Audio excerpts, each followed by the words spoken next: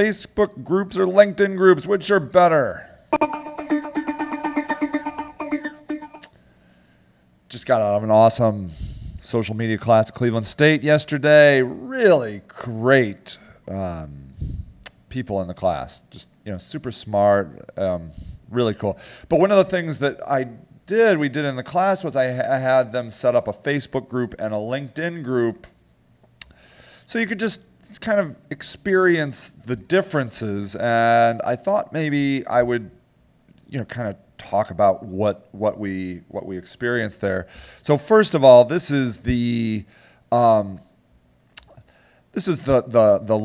groups features page or whatever. It just says this quickly allows you to discover the most popular discussion in your professions, blah blah blah. So you can start a group. So here, discuss visibility. I don't know. This doesn't really do a lot of information here.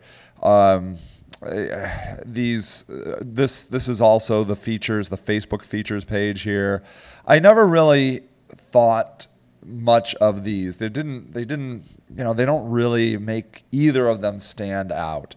So I had one student set up the LinkedIn group, and then I had another student set up the Facebook group. And right off the bat, the interesting thing about it was the LinkedIn group got set up instantly. I mean, she set it up as I was going through, like, well, this is how you set it up, blah, blah, blah. I mean, she had it all done, and she's like, well, Sage, I'm just waiting to press the submit button. So it was very easy for her to create, okay? And it's just under here. It's just in this groups. You just come in here, you go to your groups, and there's a button up here that says create a group, and pow, you create a group. It's very easy. It's very, very easy, okay?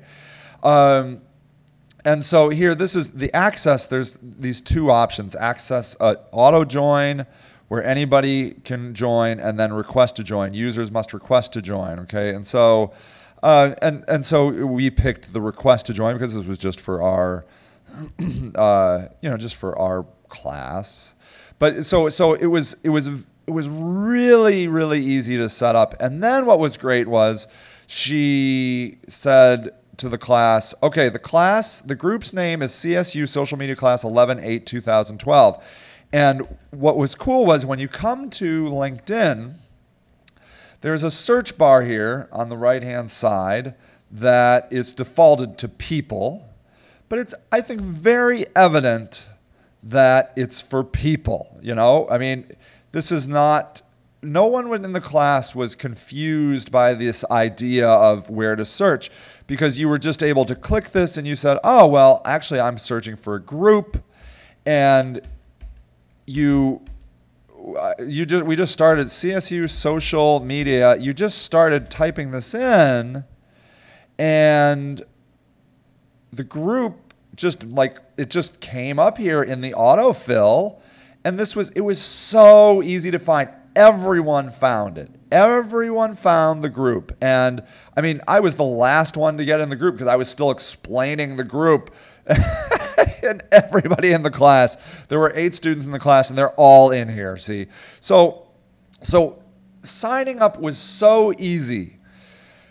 Facebook, not as much. Now, I will say the person who set it up decided she wanted to use a different, she didn't want to use her personal Facebook, and that caused problems. But I thought that was still valid in a way, because a lot of people are sensitive. They're like, well, Facebook is for my personal stuff. I don't want people seeing my personal stuff. So I don't feel that she was doing something unique there. I've heard a lot of people say, well, I don't want to connect those two things. So her setting it up as wanting to set up a special Facebook profile is probably not an uncommon thing. I advised against it, and in fact, Facebook really didn't. Once she set that up, it didn't come up with the standard button for setting up a group. So, let's see if I can show you here. If you go to Facebook groups, there's you just do facebook.com/groups, and then there's this button that says create group. And she did not get that because she had used a different account. And so she had to reluctantly go back in and sign in on her regular Facebook account. And then she was given this button, and then she was presented with this. And what happened was, there's 3 privacy options in Facebook as opposed to LinkedIn's 2, open or whatever they called it, public and private or however. And so we wanted closed because we wanted it just for our group. And what happened, and that was, that was cool. But then what happened was we all started trying to search for it, and we could not find it. This is it right here. This is the group right here, and it wouldn't come up. And then so what we found was that if you wanted something to come up in a search, you had to make it an open group. And so that was annoying. And so there was a bunch of hurdles in that. We did change the name of the group. So we changed it to groups/CSU social media. And you do that in, let's see, under group settings. It's under actually email, which is, well, I don't know if I can show you now, but you can email the group, and what you do is you set the group email address, and we did CSU social media, and you can email it and it'll post automatically, which is nice. And then that changes the name to facebook.com/groups/CSU social media, which is good. But initially we had a number, and so a long number, so it was not easy to just tell people to get it. So this was a big problem. Because then we had to open the group, we had to make it public, and the search feature was kind of slow to adapt there. But what we ended up doing, what Facebook Groups wants you to do is it wants you to invite your friends. And this, if you're friends with everybody, then that's easy. You just invite them. You're like, oh, well, here's, Audrey, and here's Angie, and I'll invite them in. But if they're not your friends, you can't invite them. And so what we ended up doing was we took the URL and posted it on Facebook and said, here, go here. And then they were able to request to join. So the setup was harder. In finding it was harder. It was so much harder than LinkedIn, and so I thought that was the first thing that was interesting. But what I sort of found was that when you come in here to a LinkedIn group, you can start a discussion and you can run a poll. That's basically it. And within a discussion, you can attach a link. Whereas if you go over to a Facebook group, you can write a post, you can add a photo or video. In fact, you can use your webcam, you can create a photo album, you can ask questions, you can add a file. There are more options here. And I felt like people were using them. Every time somebody would post something here, they would, and you can see here Audrey made a link to her website, and it puts in this nice picture next, of her logo. And those are nice. Anytime you would put in a URL, you can see something very visual. I uploaded notes of the class, and people, after they got in here, they really started using it.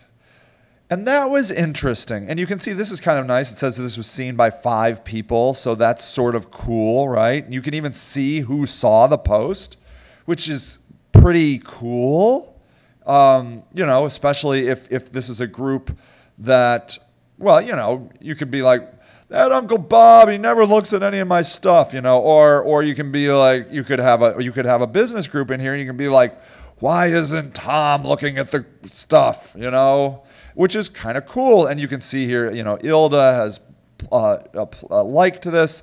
And this is a very familiar environment for many people because all of the standard Facebook stuff is there.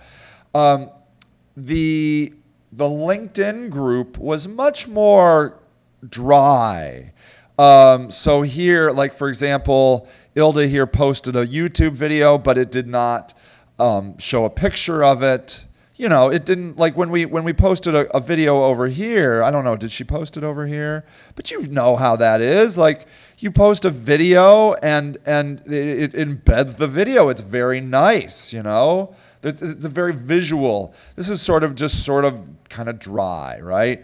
And here's a link to our Facebook group. It doesn't put in a picture, but you can like things and you can comment, you can follow. But it doesn't, you know, again, it doesn't, well, does it show if the person has, hold on, let me go back. It might show who has looked at it. So here you can see, comments. So this, Audrey here posted the comments that we had, some stats we took from the class, and Audrey's, Ilda said she liked it, and then Audrey says thanks.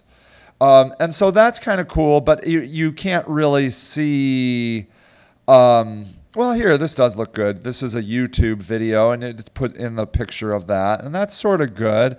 I posted a poll, you know, will MySpace come back? 2 people. I said it will. I don't know. I was just being kind of, I don't know if it will or not. But you can just sort of see it's a little more dry than this, you know. The other thing that I really like about Facebook groups is you can make anybody an admin. So I'm now an admin in this group, and I can come in and I can make other people admins. I can add and delete posts, you know, so I can moderate things. I have a lot of control over this, and I like that in a business setting because having multiple moderators or admins gives you this ability to, you know, it's kind of like cross checks, you know? So, and that's kind of cool. But you can see here, like, you know, this is more personal, though, right? I go to Linda Caruso here, and it's a picture of her dog, you know, and so it's not nearly as professional looking here. But I feel like there is more control. In a LinkedIn group, there is only one owner. You can change the owner, but there's only one owner, and you can make moderators. And I feel that's sort of risky in a business setting because, you know, if something goes wrong, that person leaves, they're still the owner of the group, and you have no control over, unless they are willing to give you ownership of the group. Whereas in a Facebook group, you have multiple admins, you know, so one admin could, you have checks and balances there. So, you know, I walked away from the class not having a clear sense of which was better. I don't know which is better. I don't know. But I can say without a doubt, LinkedIn is more professional, which i.e. sort of dry, I think a little boring. Facebook is a little bit more fun, and people are a little more familiar with the you know, how it works, I think. Something else I like here is I can message people in the group, which is sort of nice. That I don't believe is possible. Now, as the owner of a LinkedIn group, I can message people, but I can't message the whole group as a member. But as a member, I can here. And so that's kind of nice. Like it sort of entices me to go and try and find other Facebook groups if I can. I mean, I'm telling you, it's not easy to find groups in here, not like it is in LinkedIn. So I don't know. It's totally debatable. I'd love to know your experience. If you use one or the other, let me know. Put it in the comments somewhere. Facebook or Twitter or YouTube or the Sage Rock blog. So that's it. Pros and cons on both of them. Definitely not a clear winner. All right, everybody. I'm Sage Lewis, the web marketing video guy, and happy marketing.